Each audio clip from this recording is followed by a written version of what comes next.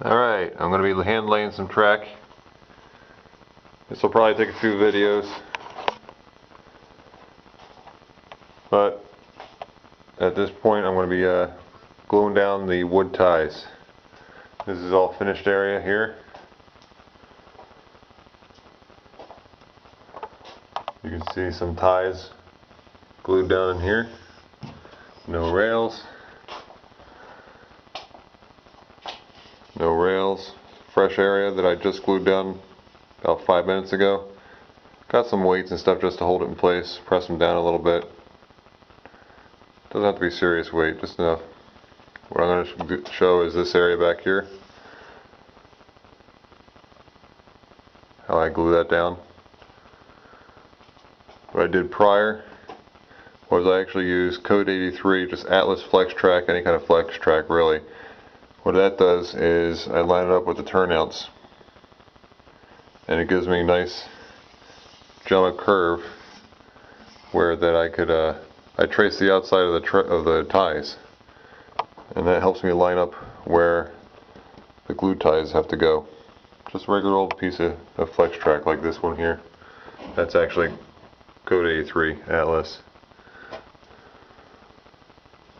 So the next project is here.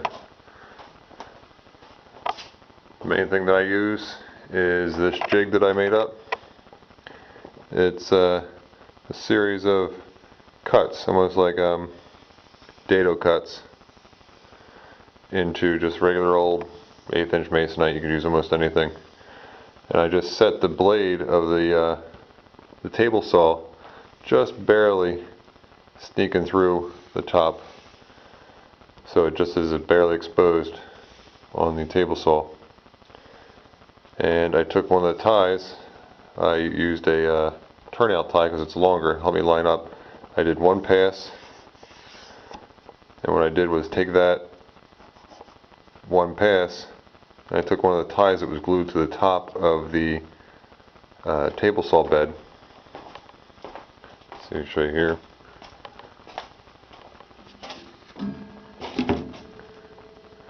Set the blade perpendicular, 90 degrees. Figure out your best spot to glue it on so that as you make that pass, mine was glued right here. You can still see the mark from the CA glue that I used. And that is one tie over from where the blade is. So I run the masonite through with my square, zip it through all the way, then I take that cut that I just made, the dado, and place it on top of where that glued rail is.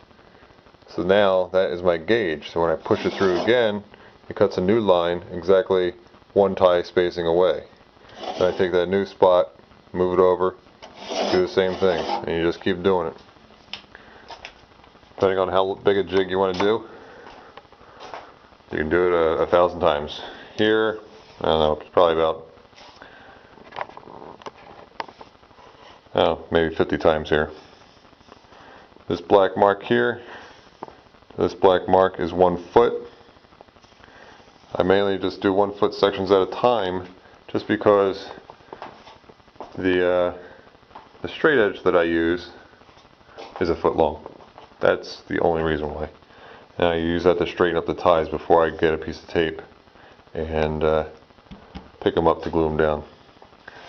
So the first thing I'll do is I'll show you, probably in sped up time, how I place all the ties in that 1 foot section, just sliding them into the grooves just to get the proper spacing.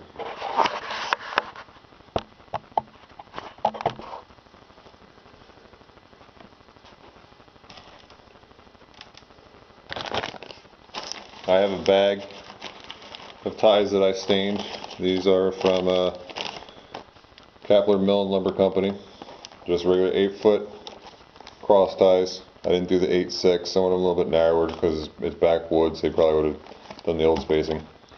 Regular old standard profile, 7 by 9 inch by 8 foot long. Get a pile going here, and you just start stacking.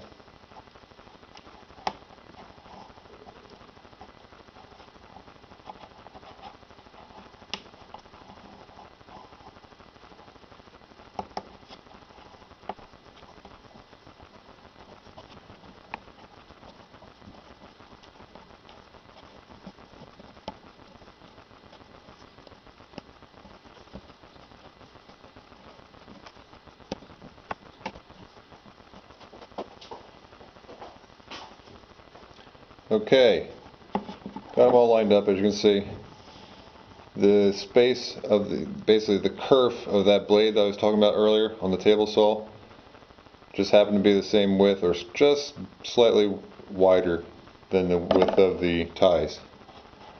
You'll want to test yours out on some scrap wood. Now I got them all laid in a jig. I just take my straight edge and just even them up so I get a nice straight edge. Just make sure they're pressed down. Sometimes I'll take the straight edge, just push, give a little touch, make sure they're settled in there. I just use painter's tape, blue painter's tape. Flip off a little bit longer than a foot or whatever section you'll be using.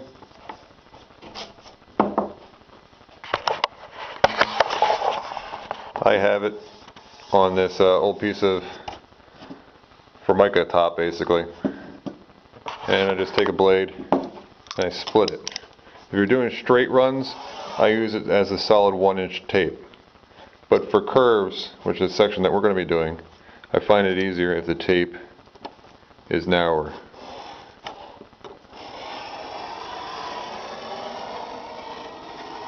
So you just run it roughly down the middle of the tape, just so it's a thinner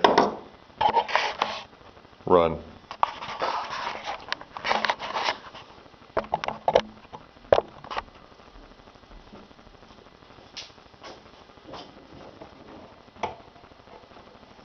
And you take that 1/2 section of tape off. As you can see, it's a thinner piece of tape. Just stick it across. I usually start in the middle, just lightly press down to make sure it's got contact first, then press pretty good. Once that's on, just lift the whole assembly right up. Pops right out of that jig. Next, we're going to go over to the area that we want to glue this tape down, and we're going to put the glue on. Okay, we're at the area that we're going to be gluing. Right in this run here, just after this switch, I usually stay a good 3 inches away from the switch. Gives me a little time to adjust it if I had to. Put the ties in, the full switch ties and everything. But the main line runs, they're easier to put down. I got that straight edge again. I'm just going to place it here so I know approximately what a foot is, where my glue. I just regular old wood glue, woodworker's glue, nothing big. This thing's been around for years. I'm using a lot of it now that I'm doing hand-laid ties. But I've used other ones in the past, Titebond, Titebond 2, Titebond 3, all those, they work really well. This is the one that's been closest, so just put some glue on there. This is about a 1 1/4 inch blade, just putty knife, just helps you spread it. Just like when people do caulk, for caulking down the flex track, same principle. Just spread an even coat on there. You can go a little bit past. Need a little more glue. Add it. Doesn't hurt.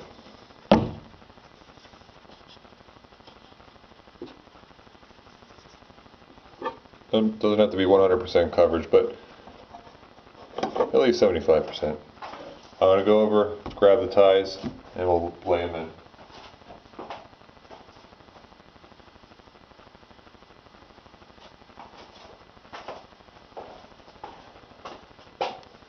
Okay, here's the ties that I did earlier. As you can see, it's very flexible, flops around, but they are secure to the tape. I start on one end. I have the ties straight, so as I place them down, I'll just tap it into place and then add the curve in. You can move them around. The glue is forgiving.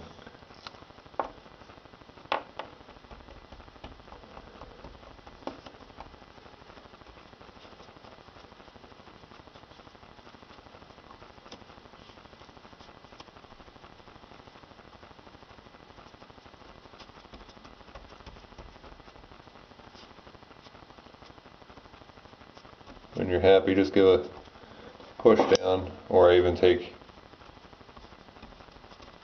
the straight edge. I'll place it on there. On a curve it's a little more challenging, but you'll get most of the ties. That way you get even pressure. If you want to, get a weight, put it on there. Just helps them stay in place.